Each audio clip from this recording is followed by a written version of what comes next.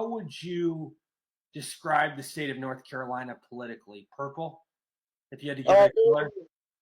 Very.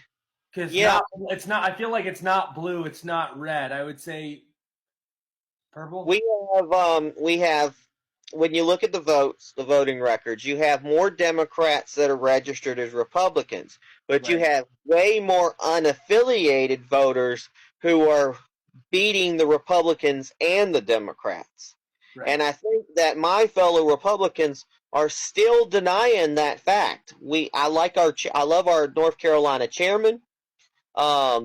He's a wonderful guy, but from what was said is he's told people that a lot of people unaffiliated are people who just moved here or Democrats who left. And I'm like, dude, you really need to understand that the amount of Republicans leaving the Republican Party because they're tired of being extreme on one side, becoming unaffiliated. They're not Democrats. They're still at heart Republicans. But I feel like, they're probably a Republican type person that I am. I'm a constitutionalist.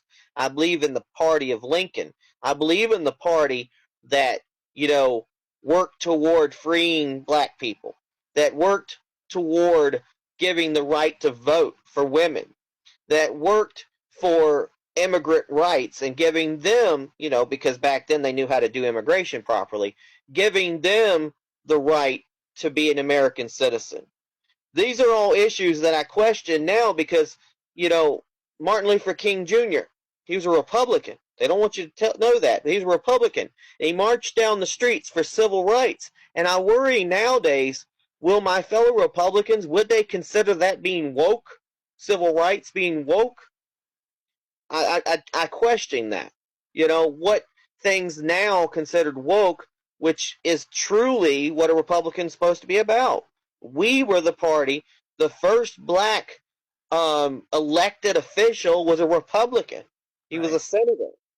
I urge people to go to Washington, D.C., go see the Constitution, go see the Bill of Rights, but also spend some time downstairs and circle the information downstairs and realize what we the people means.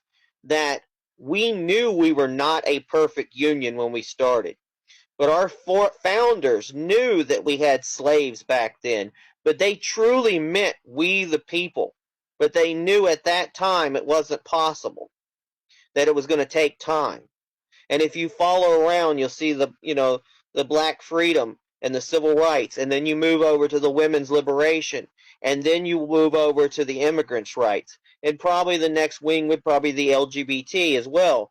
But at the end, we the people means all the people. That's why my motto basically is all votes matter.